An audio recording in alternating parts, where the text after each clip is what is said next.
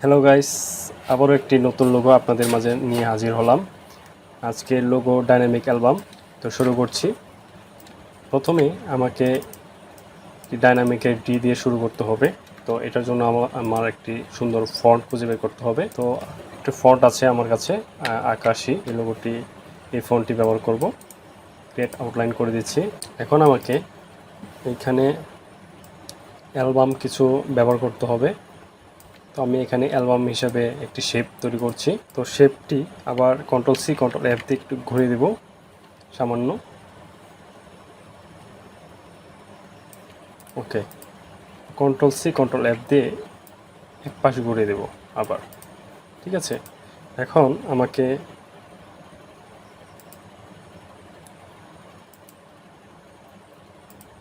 এটি কালার দিতে হবে। আমাকে এটা আমি কালার দিচ্ছি, একটু উপরে উঠে দিচ্ছি এবং এই পাশেরগুলো আমি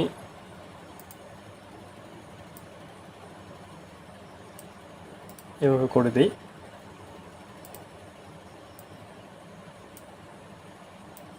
ওকে, এখন এই পাশেরগুলো আমি ব্লু কালার দিয়ে দিচ্ছি। এটাও আমি ব্লু কালার দিয়ে দিচ্ছি। তারপর এইখান থেকে আমি প্রত্যেকটা আলাদা আলাদা করে দেব। এর জন্য কি করতে হবে, আমাকে এইটা থেকে এটা আলাদা করব।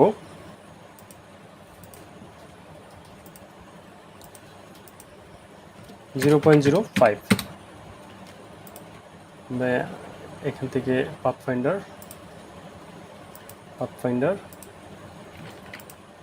ওকে, এইটা এই অংশটা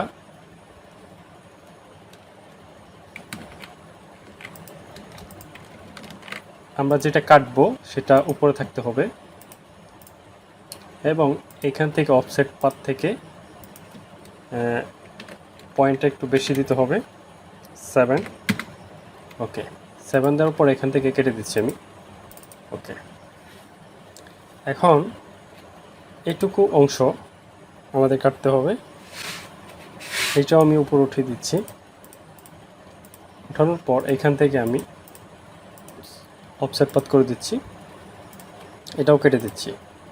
ওকে, কাটার পর এখন বাকি যে অংশগুলো আছে এখানে কাটার জন্য সেগুলো আমি কেটে দেব এবং এগুলো দেখেন আমি আনগ্রুপ করে দিচ্ছি।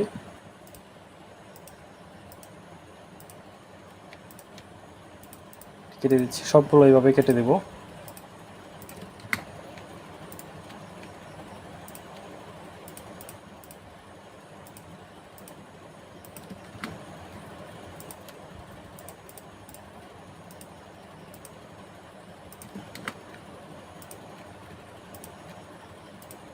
কেটে দিলাম। ওকে, তো আমার এখানে কাটা শেষ। এখন আমি আমার ডিটা এখানে বসাবো।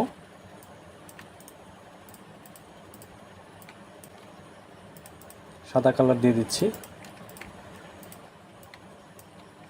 ওকে,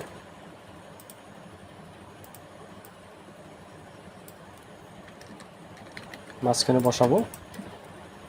তারপর এইটুকু ধরে আমি উপরে উঠিয়ে দিব। উপরে ওঠানোর পর এখন এটা সেন্টার পয়েন্টে বসেছে কিনা সেটা একটু দেখব, চেক করব। ওকে, এটুকু এখন ধরে আমি এখান থেকে ডিভাইড করে দেব। এখানে দেখতে পাচ্ছেন হয়ে গেছে। তো এটুকু কমপ্লিট। তো আমি এখানে এই ফ্রেমগুলো দেখতেছি আমি অ্যালবামের মতো লাগছে। তো এখানে কমপ্লিট। এখন আমাকে লেখাগুলো বসাতে হবে। আমি মূলত এই লোগোটি তৈরি করেছি অ্যালবাম এবং ডাইনামিকের ডি দিয়ে। ঠিক আছে, তো এইখানে নেক্সা ফন্ট ব্যবহার করব। ওকে, নেক্সা ফন্ট ব্যবহার পর এখান থেকে আমি কালারটা ইউনিক করে দেব, ব্লু কালার, এবং বাকিগুলো যেগুলো আছে সেগুলো আমি এখানে রেড দিয়ে দিচ্ছি। ওকে,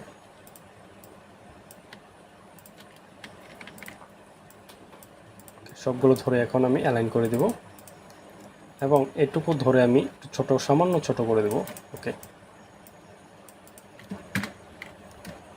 এখন আমাকে এটুকু অ্যালবাম সবগুলো ফন্ট চেঞ্জ করে এবং এখান থেকে upper case, change case, upper case দিয়ে দিচ্ছি এবং এইখান থেকে আমি স্পেসটা বাড়াবো 500, ক্রিয়েট আউটলাইন করে দিলাম।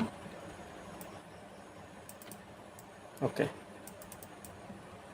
এখান থেকে অ্যালাইন করে দিচ্ছি এবং এইটুকু ধরে সামান্য ছোট করে দেব। এখন এইখান থেকে পেন্ট্রোল করে আমি বসিয়ে দিলাম এটুকু লাইনটুকু।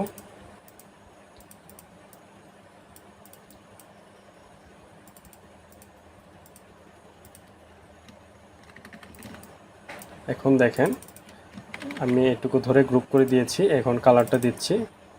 তো এখানে দেখেন খুব সুন্দর লাগছে ডিজাইনটি। গ্রুপ করে দিলাম, সবগুলো ধরে একসাথে অ্যালাইন করে দিচ্ছি।